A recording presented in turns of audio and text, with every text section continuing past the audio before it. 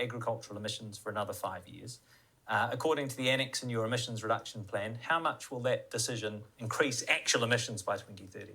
So the implications around delaying pricing from 1st of January 25 to 2030 is in the region of 0.9 megatons. To put into context, that TY staying in New Zealand is 4.7 megatons, right? So 0.9 plays 4.7.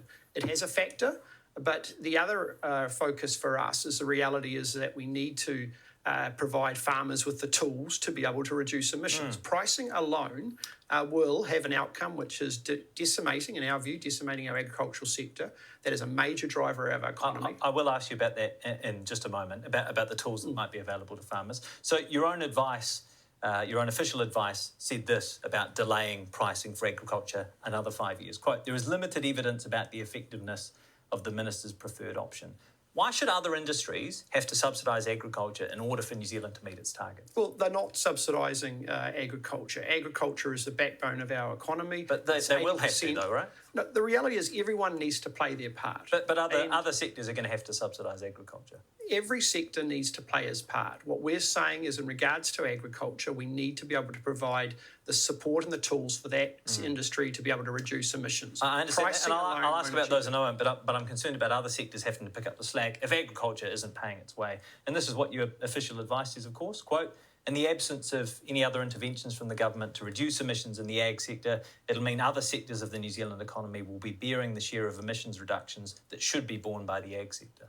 What you can see in terms of our projections forward is that the opportunity for us to get a hold and find solutions to emissions within the agriculture sector are significant. We've got estimates around some of those things, whether it's vaccines or whether it's in regards to feed supplements. Some of that impact in 2030 to 2035 is significant, and we haven't even included those numbers at all in our modelling. So, look, the reality is... Let's talk about that, because you do mention that in your emissions budget or in your emissions plan. You say that a methane inhibitor could be available for dairy cattle in 2027. What is that methane inhibitor? So there is a number of those examples that are currently in trials. I haven't got the exact name of that product, but what I advised. Well, there's a lot of hope being put in these technologies. Yeah. So you must. So I'll give you a flavour of how the plan was put together. Talk to me about the methane inhibitors, because this is absolutely vital, though. It is, and what I'm going to say will answer that. Minister Macleay is responsible for putting together the agricultural chapter of this thing, alongside Forestry, Minister Brown for Transport and Energy. Those agencies have put together the actual aspect.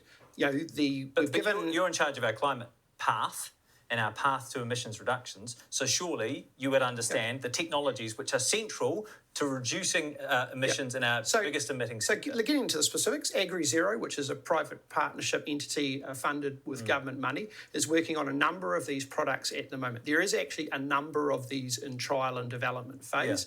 And, I don't have the exact names of each one. There are a number. We've given EcoPond, which is an example within our plan, which is available out there in the market. I'm specifically asking about the methane inhibitors, though. Because the Climate Change Commission has considered these technologies as well. And in their most recent advice from last month, they talked about two different products. So there's 3-NOP or 3-NOP, which is a methane inhibitor, but that's targeted as a feed supplement. And, of course, New Zealand prides itself on pastoral farming, not on feeding cows out of buckets.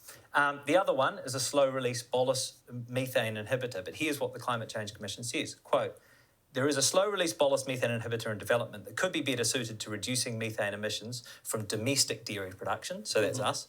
Our evidence suggests that these may not be available commercially until 2039.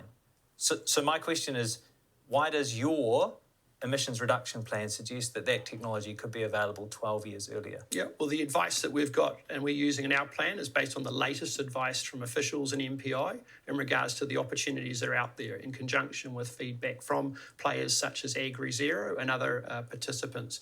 The example around the supplements for cows, and I come off a farming background, so I can talk to this. is that the ability for the cows to consume one of those supplements while they're going through the milking process is something that is being trialled at the moment. That has some pretty significant upside in terms of methane reduction. But let's get back to the core point here. New Zealand farmers have the ability, and I back New Zealand farmers, in order to come up with the solutions to what is probably one of the most significant global challenges in climate change, which is biogenic methane and reducing livestock emissions. There is no other a commercialisation of scale in the world today, and hence why we say pricing alone in absence of investment in R&D is not a pragmatic pathway. We need to do both, and we're committed to doing both. I think but there is risk that comes with R&D, right? Yes, there is risk that comes with innovation. But I tell you what, the risk of doing nothing, Jack, the risk of doing nothing. Well, that's what you're doing at the moment. No, that's what you're doing at the moment, because you've delayed. I mean, our emissions pricing is exactly the same it has been forever when it comes to agriculture. We're investing $400 million in R&D to come up with a solution and a breakthrough in this space. That's not doing nothing. And what happens if it doesn't work? Well, I can tell you what, doing nothing will not work, and we're not doing that.